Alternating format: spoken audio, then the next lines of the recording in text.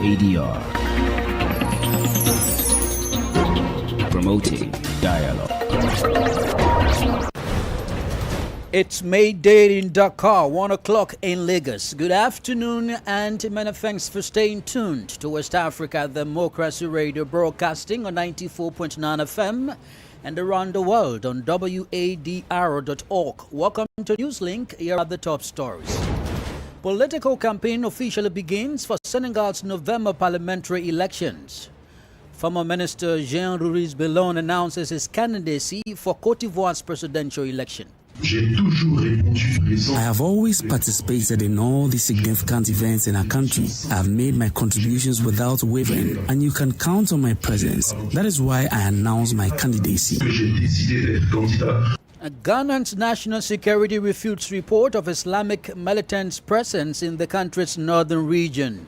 And Liberians cite deplorable road condition as a major barrier to the country's recovery. The roads are deplorable. There must be some interventions. It will not correct for people to be traveling faster. As we see here, as I say, guys, it's talking about every time. Please stay tuned for details of these stories and more. Here is Augustine Coley with Newslink. Many thanks for joining our broadcast and welcome to our listeners in the Gambia, Ghana, Liberia, and Sierra Leone. We begin this edition with Senegal because the campaign for the upcoming early legislative elections in November officially began on Sunday and will continue until November 15. The parliamentary election is scheduled for November 17, 2024. Candidates have 3 weeks to convince voters. Several political parties and coalitions launched their campaigns on yesterday. Eche Atisu has the details. The coalition Samsa Kadu, led by Dakar Mayor Barthelemy Diaz, held a rally in the capital which attracted a large number of supporters. The ruling party, PASTEF, also kicked off its campaign with a caravan in Dakar, led by Abbas Fall, the party's candidate for the capital. Prime Minister Ousmane Sonko, who has PASTEF and is also the party's lead candidate, was in Tivone, a few kilometers from Dakar, where he mobilized numerous supporters. In addition, Ousmane Sonko visited several localities in the region. In the interior of the country, particularly in Thiès, Defi 4, a candidate from the last presidential election campaigning for PASTEF, also started his campaign. The ruling party aims to secure a comfortable majority in parliament through these legislative elections. Businessman Abdoulaye Sylla launched his campaign in Mbake at the entrance to Touba. On the first day of the campaign, there were no large-scale mobilizations. However, the 41 lists of coalitions and political parties are gradually making their presence felt. The campaign will last for 21 days. Eche Atisu with that report.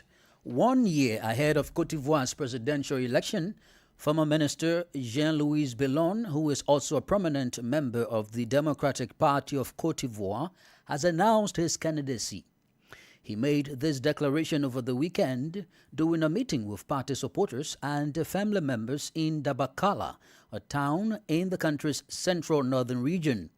Bellon expressed his intention to run with the goal of winning and urged that the upcoming party convention, where the PDCR-led Batijan Cham would choose its candidate, be conducted democratically without favoritism.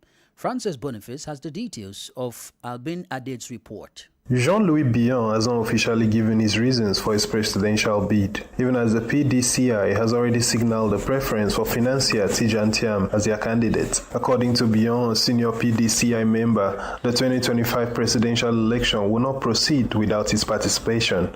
I have always participated in all the significant events in our country. I have made my contributions without wavering. I love my country. I love Côte d'Ivoire, and you can count on my presence. That is why I announced my candidacy.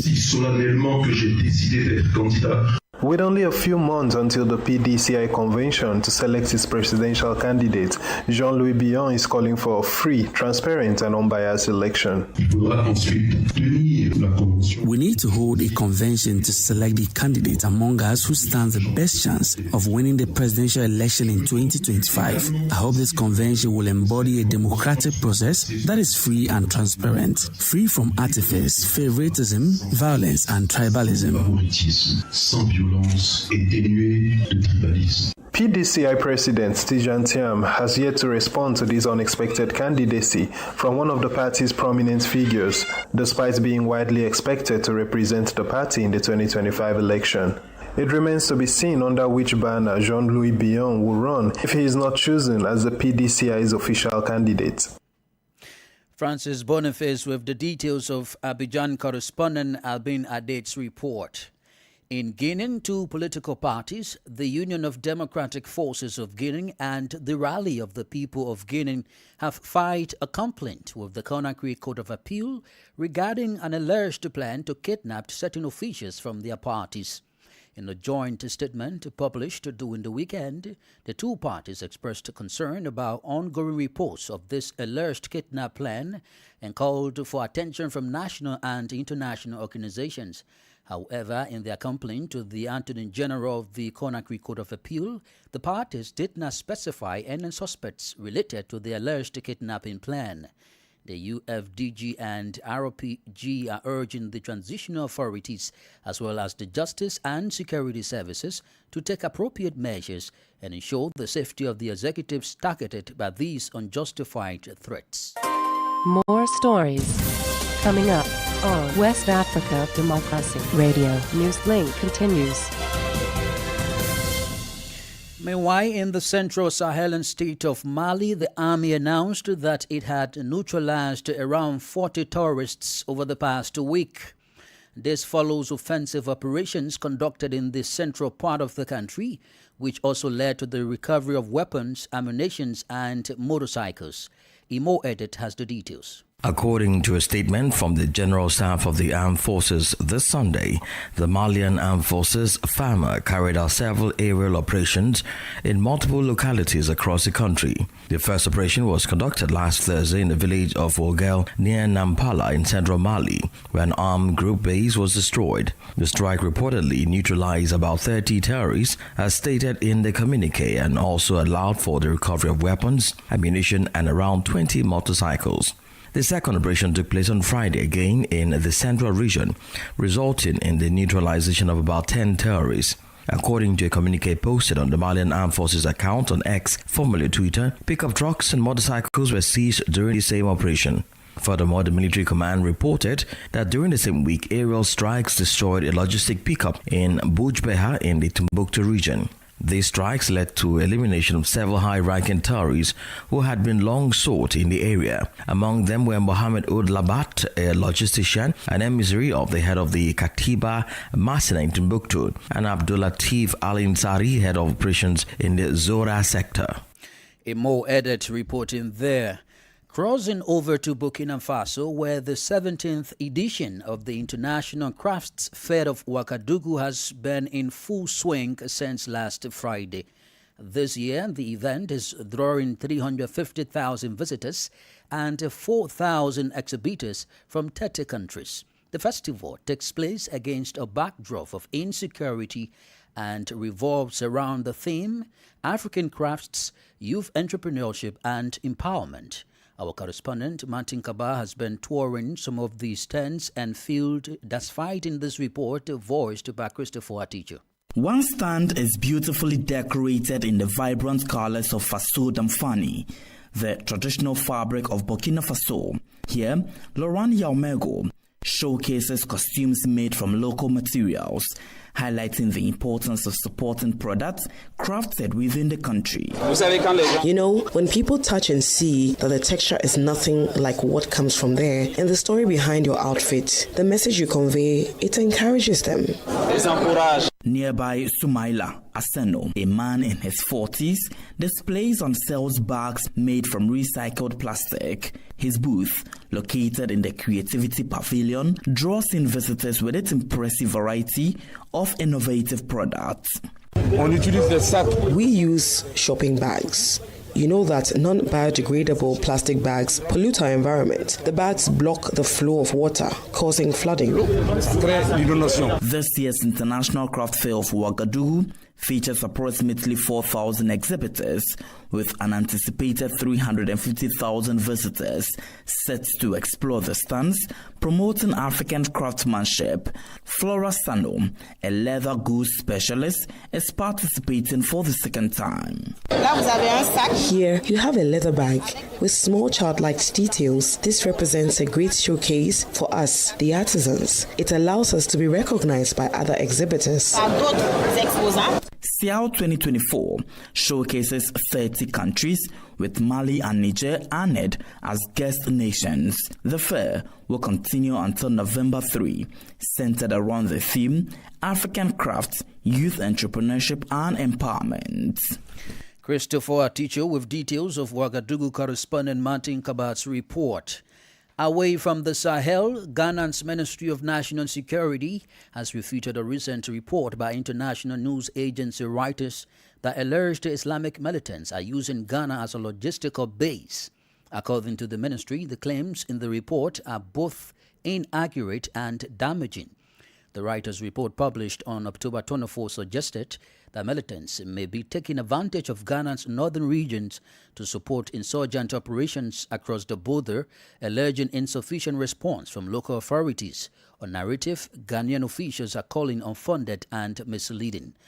WADR's Nadia Tete has the details. In a statement issued over the weekend, Ghana's Ministry of National Security expressed grave concerns over what it said were the inaccuracies in the Reuters report, particularly criticizing Reuters' reliance on what the ministry describes as a discredited publication by the Netherlands Institute of International Relations, Clingendale. The ministry dismissed as entirely unfounded Clingendale's earlier claims, which suggested a non-aggression understanding between Ghana and the militant groups. This publication, it noted, had previously been challenged by the ministry for its erroneous representations of Ghana's security posture. The ministry emphasized that it had engaged with Clingendale researchers to address these inaccuracies, only to find that the final report failed to incorporate their corrections. The Ministry of National Security further categorically rejected the portrayal of Ghana as a supply line for militants and highlighted the recommendations it has received from international partners for its counter-terrorism efforts. Reaffirming Ghana's commitment to combating terrorism, the ministry underscored ongoing operations along the northern border and collaborations with neighboring countries for intelligence sharing and security coordination. It concluded by urging the public and the international community to disregard what it describes as the misleading claims made in the Reuters report, emphasizing Ghana's unwavering dedication to national security and regional cooperation against terrorism. For WADR, Nadidi Tete, Accra. Let's turn our attention to food security now. Post-harvest losses in the agricultural sector have been identified as a significant factor contributing to food insufficiency in Nigeria. This alarming issue was highlighted during a training program for participants in the National Youth Service Corps on value addition to agricultural commodities, organized by the Nigerian Store Products Institute. Usma Umar in Abuja has more in this report. Speaking at the event, the Executive Director of Nigerian Strolled Project Institute, Latif Sani, revealed that over $200 million is lost globally each year due to post-harvest losses. He emphasized that in Nigeria alone, the annual loss amounts to approximately $5 million, accounting for nearly 10% of total agricultural output. We have high prices of agricultural commodities. Why? Because the little we have cannot service over 230 million people. So, but if we can be able to reduce the post-harvest losses, even by 25%, I assure you that nobody will be saying that there is a high price of commodities in the market. From Kafancha to Brass, or to Dawano in Kano, or to Lagos, Ikorodu, everywhere, everybody will have at least intermediate products that could be safe for some other days before you process them. Sani stressed the urgent need for corrective measures, advocating for the fabrication of locally made equipment and ongoing training for agricultural workers to mitigate these losses. Kwara State's Commissioner for Agriculture supported these views, suggesting that the reintroduction of practical agriculture in secondary school curricula and the promotion of backyard farming could play a critical role in addressing the problem. Agric is a value chain. It doesn't have to be primary production. An area where the youths seem to be more interested has to do with post-harvest loss. They are creative. They like to use technology. So having centers where they can make use of things that, solving a problem that we have, which is post-harvest loss, and turning it into an opportunity, So I think it's, they're a good group of people to start with. The training session aimed not only to raise awareness about post-harvest losses, but also to equip participants with the necessary skills to improve agricultural practices and ensure better food availability for Nigerians. For Newslink on West Africa Democracy Radio, Usman Umar reporting from Abuja.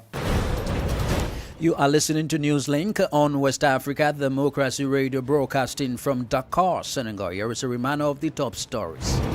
Political campaign officially begins for Senegal's November parliamentary elections. Former Minister Jean-Louis Bellon announces his candidacy for Côte d'Ivoire's presidential election. Ghana's national security refutes report of Islamic militants' presence in the country's northern region.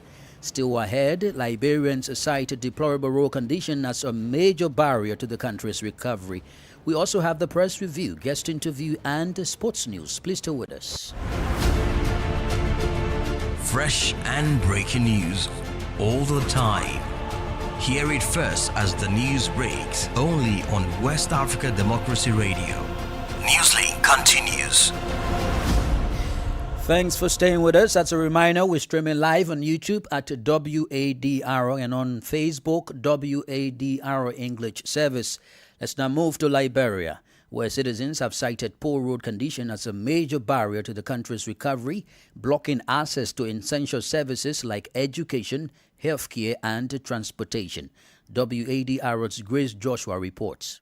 During a recent section of the Liberian Senate, Maserado County Senator April Darius Delon emphasized the need for the Ministry of Public Works to address the 22 million road construction project that began in February of this year. He noted that the ministry has not been able to adequately account for the project funds despite the worsening condition of the roads. We have to have the public works minister back here. The roads are deplorable.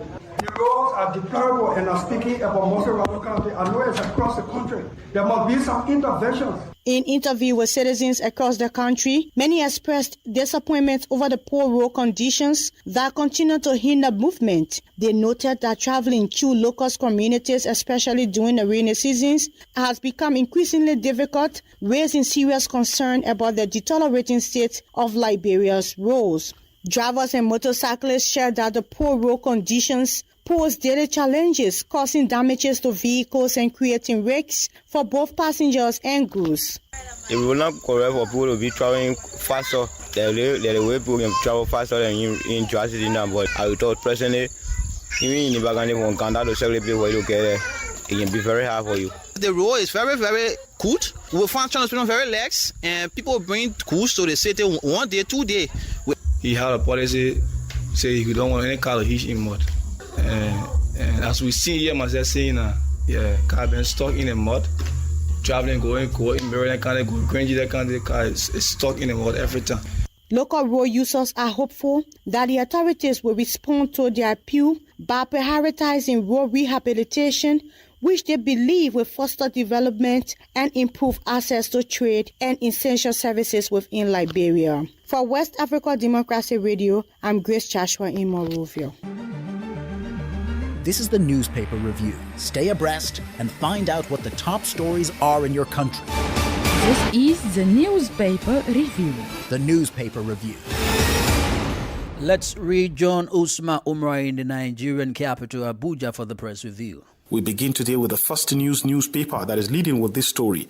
Nigerians are not fools. Nigeria Labour Congress blames International Monetary Fund, World Bank for economic wars. Nigeria Labour Congress blames IMF, World Bank for economic wars. Of course, the NLC had been very vocal throughout last week, and of course again this week, over the weekend, they continue to speak to some of the issues that are affecting the country, particularly economic-wise, that IMF and World Bank pushed the Nigerian government into removing subsidy from fuel, and that has changed every other thing about Nigeria's economy. Beside the masthead, you have a picture of a man wearing red T-shirt that is in handcuffs, and the story there says, police in Enugu arrest, reveal inspector, that is an inspector of police, who shot a musician dead. Detail of this story is on page 24 of First News newspaper. A couple of other stories.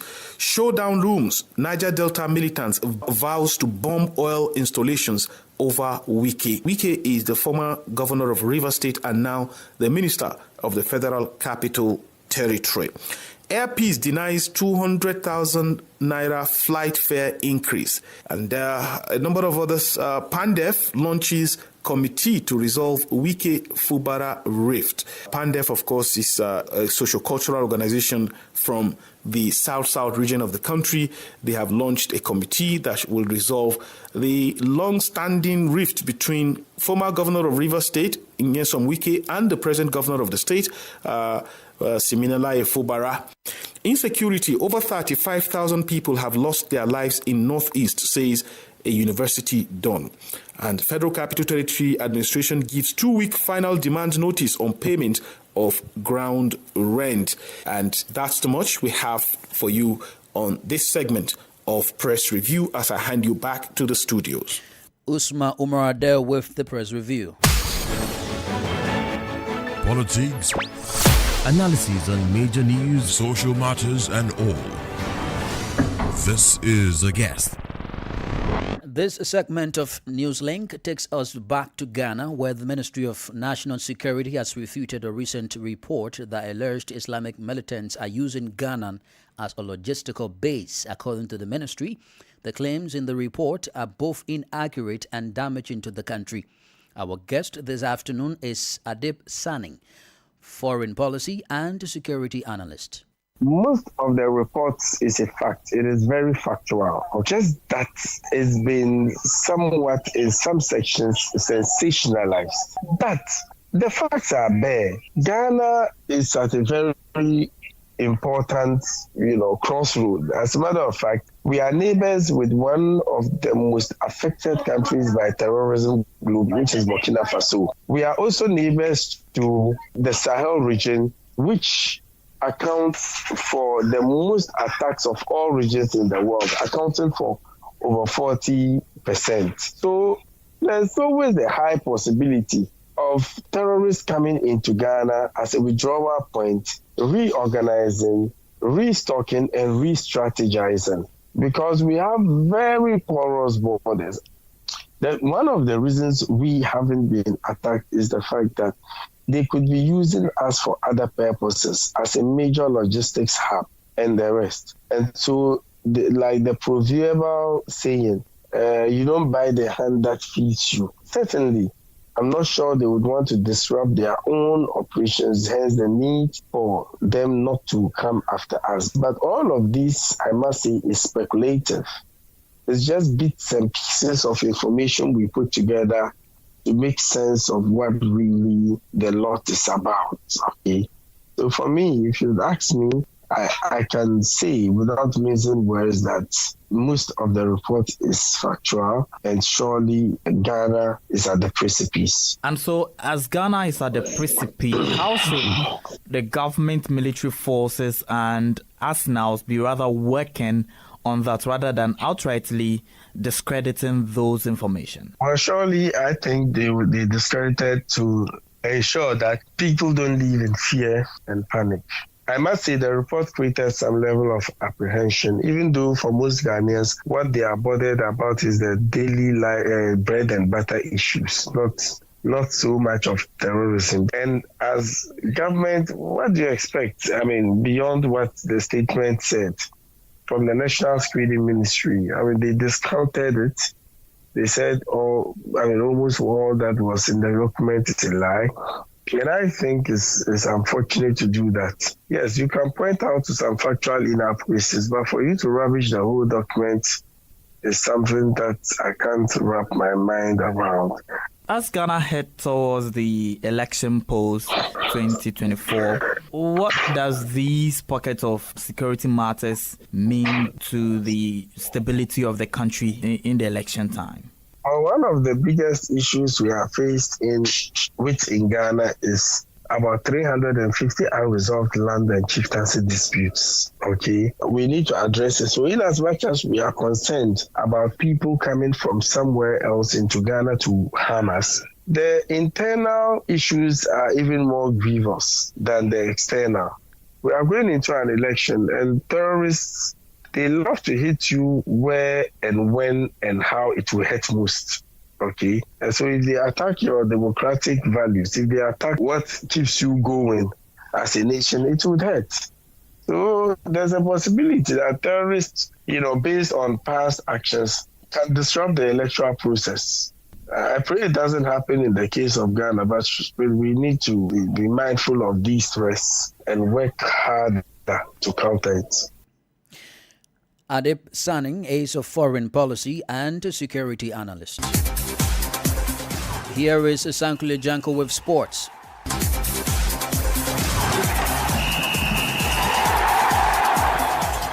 Hello there, a warm welcome and thank you for joining us. Nigeria have been awarded a 3-0 victory over Libya and 3 vital points from the scheduled Africa Cup of Nations qualifier earlier this month, which they refused to play after being stuck in a remote Libyan airport for half a day before the match. The disciplinary committee of the Confederation of African Football (CAF) on Saturday awarded the match to Nigeria 3-0, putting them on the brink of qualifying for next year's finals as they sit top of Group D.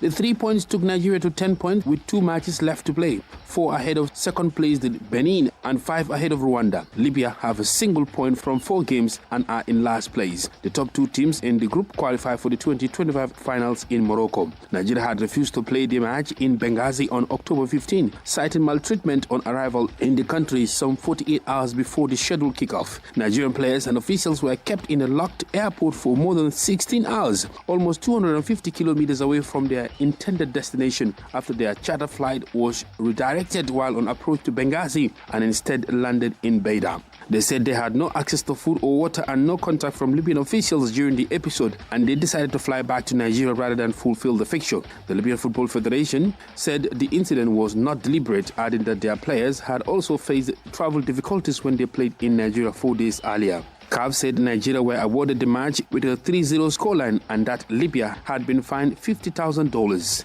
CAF President Patrice Motsepe said earlier this week his organization was looking at tightening up rules and regulations to deter bad treatment of visiting teams.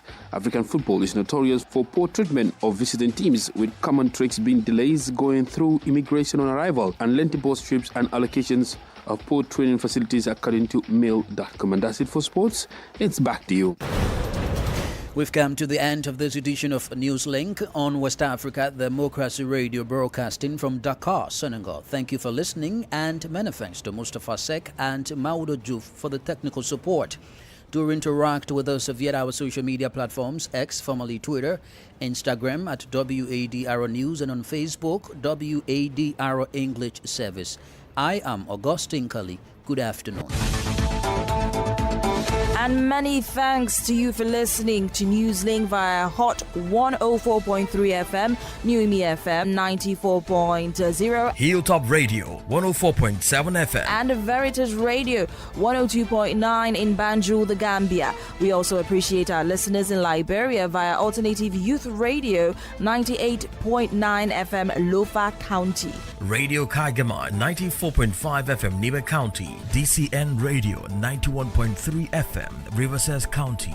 Wakat FM Radio, Banga, Liberia. Radio Gulf FM 91.3 Sierra Leone. For you listening via Radio Pad 95.1 Damango, Savannah region, and on Royals FM 104.7 Wenchi, Ghana, we say a big thank you. Remember, West Africa Democracy Radio is all about you, your views, and your opinions.